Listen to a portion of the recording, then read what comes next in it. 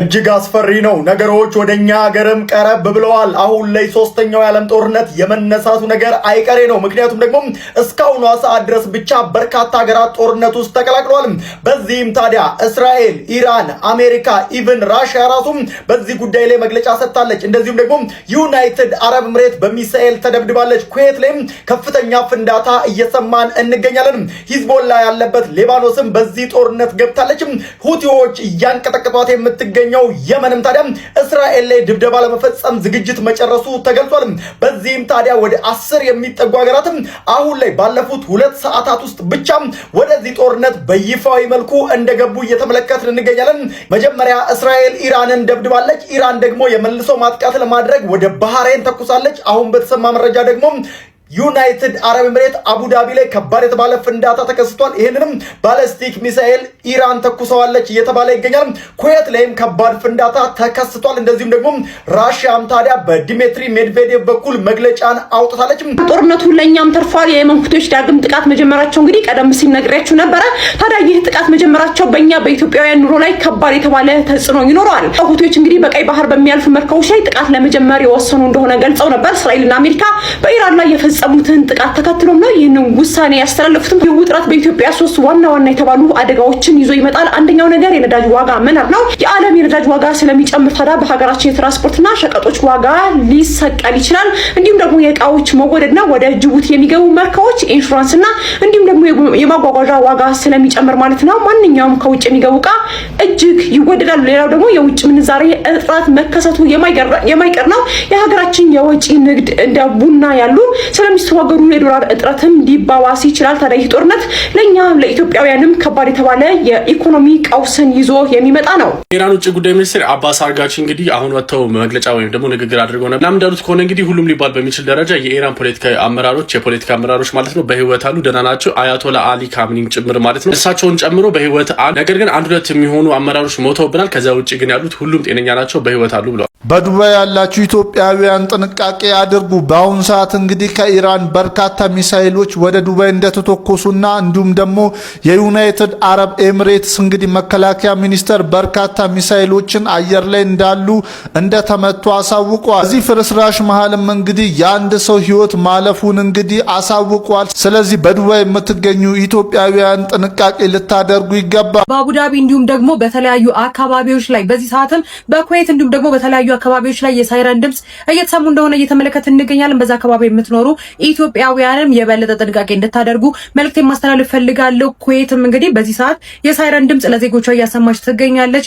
በኩዌት መንግስት በኩል የተሰጠ ምንም አይነት መግለጫ ባይኖርም ግን በኩዌት በባህሬን እንዲሁም ደግሞ በአቡዳቢ ላይ የሚገኙ የአሜሪካ የጦር ቤዞች በሚገኙበት አካባቢ ላይ ኢራን ጥቃት ሰንዝራለች የሚሉ ዜናዎች ከተዘዋወሩ በኋላ ነው በእነዚህ አካባቢዎች ላይ የሳይረን ድምጽ እየተሰማ እንደሆነ የተነገረው። በዛ አካባቢ ላይ እንግዲህ ጥቃት ተሰንዝሯል፣ እንዲሁም ደግሞ የተወነጨፈው ሚሳኤል አርፏል የሚሉ መረጃዎች እንደምትመለከቱት በምስልም እየወጡ ይገኛሉ። ነገር ግን በዚህ ሰዓት በባህሬን ውስጥ የሚገኙ ዜጎች እንደተጨነቁ ጭምር ነው እየተነገረ የሚገኘው። ከፍተኛ የሆነ የሳይረን ድምጽም ጭምር እየተሰማ እንደሆነ ነው እየተነገረ የሚገኘው። በተያያዘ ዜናም እንግዲህ የየመኑ ሁቲ ቡድን ማለት ነው የኢራንን ጦርነት ይቀላቀላል ማለትም ደግሞ ከኢራን ጎን ቆሞ እስራኤል ላይ ጥቃት እንደሚሰነዝር ጭምር ነው እየተነገረ የሚገኘው። በቀጥታ እስራኤል ላይ ባይሆንም የአሜሪካን የጦር እንዲሁም ደግሞ የተለያዩ መርከቦች በአካባቢው ላይ የሚተላለፍ ከሆነ እንደተለመደው ማለት ነው ጥቃት እንደሚሰነዝር ይፋ አድርጓል። ዓለማችን ዛሬ በሰበር ዜና ታውካለች። በመካከለኛው ምስራቅ የተቀሰቀሰው ጦርነት ሌላ ምዕራፍ ውስጥ ገብቷል።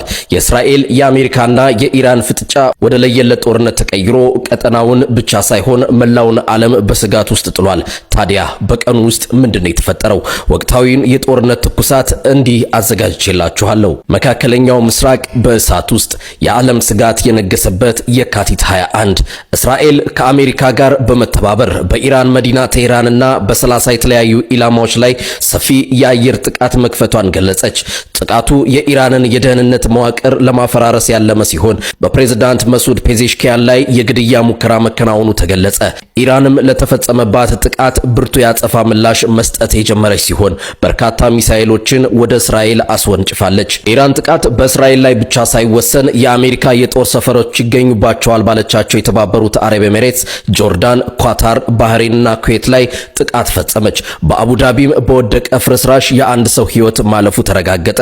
ፕሬዝዳንት ትራምፕ አሜሪካ በጥቃቱ ተሳታፊ መሆኗን አረጋግጠው ለኢራን ሕዝብ የነጻነታችሁ ሰዓት ደርሷል በማለት መንግስታቸውን እንዲገለብጡ ጥሪ ያቀረቡ። የየመን ሁቲ ኃይሎችም ጥቃቱን ተከትሎ በቀይ ባህር በሚያልፉ መርከቦች ላይ የሚያደርሱትን ጥቃት ዳግም እንደሚጀምሩ አስታወቁ። የኤሚሬትስ አየር መንገድ በረራዎችን በጊዜያዊነት ሲያግድ፣ የኢትዮጵያ አየር መንገድ ደግሞ ወደ አንዳንድ ከተሞች የሚደረጉ በረራዎችን ለጊዜው አቋረጠ። ሆኖም በአሁኑ ሰዓት በቀጠናው አውሮፕላን ማረፊያዎች ላይ የቆመ ምንም አይነት የኢትዮጵያ አየር መንገድ አውሮፕላን የለም ተብሏል።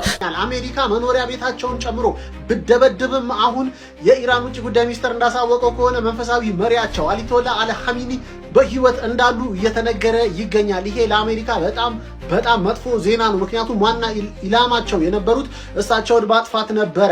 አሁን ግን ኢራን ውስጥ እየወጡ እንዳሉ መረጃዎች ከሆነ እንግዲህ በህይወት አሉ። በርካታ የትላልቅ የመንግስት ባለስልጣናትም በህይወት እንዳሉ እንዳልተጎዱ ነው። በተጨማሪም ኢራን ገና ምን አይታችሁ እስካሁን ድረስ የተኮስኩት ሚሳኤል አሮጌ ሚሳኤል ነው፣ አዳዲሶቹን ደግሞ በሚቀጥሉት ሰዓታት ጠብቁ፣ እያንዳንዳችሁን እበቀላለሁ እያሉ በኮንፊደንስ የተናገሩ ይመስላል። አሜሪካ ግን ለኢራን ህዝቦች ተነሱ፣ አገራችሁን ተረከቡ፣ መንግስትን ገልብጡ እያሉ ጥሪ እያቀረቡ ይገኛሉ። በቴሄራን ብቻ ሳይሆን በተለያዩ የኢራን ከተሞች ላይ እንደዚህ አይነት ፍንዳታዎች የተመለከተን የሚገኘው በአሁኑ ሰዓት ላይ ሶስተኛ ዌቭ ላይ ደግሞ ሶስተኛ ዙር ላይ እንደደረሱ ነው የተናገሩ የሚገኙት የእስራኤል ፎርሶች ማለት ነው። ልክ የባለፈው የ12ቱ ቀን ጦርነት ሲጀምር እንደነበሩ ዲካፕቴሽን ስትራይክ ወር ደግሞ ዋና አመራሮች የመንግስት ዋና ከፍተኛ አመራሮችን ዲካፕቴት ለማድረግና እነሱን ለመግደል የሚመስል ስትራይክ ነው የተካሄደ የሚገኘው። ቢካዝ ዋና የገቨርንመንት ህንጻዎች ወር ደግሞ ዋና የመንግስት ህንጻዎች ሚኒስትሪ ኦፍ ዲፌንስ፣ ሚኒስትሪ ኦፍ ኢንቴሊጀንስ፣ የኢንቴሊጀንስ ቢሮዎች ምናምን እነሱ ላይ ጥቃት የደረሰው እስካሁን ድረስ የመረጃ ወር ደግሞ የኢንቴሊጀንስ ቺፍ፣ ከዛ በተጨማሪ ደግሞ ሙሱድ ፔዜሽኪያን የእንትኑ ፕሬዚዳንት የኢራን ፕሬዚዳንት፣ ከዚህም በተጨማሪ ደግሞ ሚኒስትሪ ኦፍ ዲፌንሱ እንደዚሁ ታርጌት ተደርገዋል ተብሏል። እስካሁን ድረስ ይሙቱ ይኑሩ አልታወቀም። እንግዲህ ቃል የተገባውን ምላሽ ወደ መልስ ምት ከኢራን እየጠበቅን የምንገኘው በአሁኑ ሰዓት ላይ እንዳለ ፖሊ ማርኬት ክራሽ አድርጓል። ቢትኮይን በሉት ምን በሉት አሁን እንዳለ ወርዷል። መሬት ነው የሚገኘው። ትሬድ የምታደርጉ ሰዎች ወይ ደግሞ በዚህ በፎሬክስ ላይ ያላችሁ ሰዎች እንግዲህ እግዚአብሔር ይሁናችሁ። ለረጅም ጊዜ ሲሰጋ የነበረው የሚሳኤል ጦርነት በይፋ ተከፍቷል። የአሜሪካና የእስራኤል ጥምር ጦር በኢራን ላይ መጠነ ሰፊ አየር ድብደባ መጀመራቸው ተረጋግጧል። በኢራን እምብርት ቴህራን ውስጥ በርካታ እጅግ ከፍተኛ የሆኑ ፍንዳታዎች እየተሰሙ ሲሆን ከተማዋ በጭስና በከባድ ድምፅ ተወጥራለች። እስካሁን ባለው መረጃ መሰረት ከፍተኛ አመራሮች ተገድለዋል። ጥቃቱ በዋናነት ያነጣጠረው በኢራን የጦር ዋና መስሪያ ቤት ላይ ሲሆን በዚህም በርካታ ከፍተኛ የጦር አዛዦች፣ የኒውክሌር ባለሙያዎችና እንዲሁም ደግሞ የመከላከያ መሪዎች ህይወታቸው ማለፉ እየተዘገበ ይገኛል። ታዲያ ሊሰነዘር የሚችለው የአጸፋ ጥቃት በመፍራት በመላው እስራኤል ምድር ከፍተኛ አስቸኳይ ጊዜ አዋጅ ታውጆ ህዝቡ ወደ መከላከያ መጠለያዎች እንዲገባ እየተደረገ ይገኛል። ዓለም አቀፍ ማህበረሰብ የኢራንን ቀጣይ ምላሽ በከፍተኛ ስጋት እየተጠባበቀ ይገኛል። እነሆ ሁኔታው ወደ ማይመለስ ቀውስ እያመራ ያለ ይመስላል። መረጃዎች አሁንም እየወጡ ነው። በዚህ ሰዓት ሰበር ዜና ተሰምቷል። ኢራን ቀጠናውን አሁንም እያስጨነቀችው ነው ያለችው። ታዲያ በባህሬን በአቡዳቢ እና በኩዌት የሚገኙ የአሜሪካ ቤዞችን ኢራን በሚሳኤል እየደበደበች ትገኛለች። በዚህ ሰዓት ኢራን ብቻዋን ሆና ዓለምን እያንቀጠቀጠች ትገኛለች። ከ5 በላይ የአሜሪካ የጦር ቤዞችን መታለች። ሳውዲ፣ ዩናይትድ አረብ ኤሚሬት፣ ኳታር፣ ባህሬን በኢራን ሚሳኤል ሰለባ የሆኑ ሀገሮች ናቸው። በእስራኤል ከ5 በላይ ከተሞች በዚሁ ሚሳኤል እየተደበደቡ ይገኛሉ። የምትመለከቷቸው የእስራኤል ዜጎችም ከመሬት ስር ሆነው እየጸለዩ ነው። በሌላ በኩል ደግሞ የኢራን አጋር የሆነው የየመን ሁቲዎች መግለጫ አውጥተዋል። በቀይ ባህር በኩል አንድም መርከብ አያልፍም፣ የኛ ሰለባ ይሆናል ሲሉ መግለጫ አውጥተዋል። በባህሬን በደረሰው የሚሳኤል ጥቃት የተገደሉና የቆሰሉ አሜሪካውያን መኖራቸውን እየተገለጸ ነው። ሰበር የተባለ መረጃ በዚህ ሰዓት ተሰምቷል። ኢራን 20% የሚሆነው የዓለም የነዳጅ አቅርቦት የሚተላለፍበት የሆርሙዝ የባህር መስመርም መዝጋቷ ተሰምቷል። ይህ ድርጊት በዓለም አቀፍ ደረጃ ከፍተኛ ቀውስ ያስከትላል ተብሎ እየተሰጋም ይገኛል። በአሁን ሰዓት በባህረ ሰላጤው የሚገኙ ሁሉም የነዳጅ ጫኝ መርከቦች እንቅስቃሴያቸው ማቆማቸው ነው የተገለጸው። ይህ መስመር የዓለም የነዳጅ አቅርቦት ዋነኛ መንገድ ሲሆን 20% የሚሆነው የዓለም የነዳጅ አቅርቦትም በዚህ መስመር እንደሚተላለፍ የሚታወቅ ነው። መዘጋቱ የነዳጅ ዋጋ በዓለም አቀፍ ደረጃ በከፍተኛ ሁኔታ እንዲጨምር ሊያደርግ እንደሚችልም ነው የተገለጸው።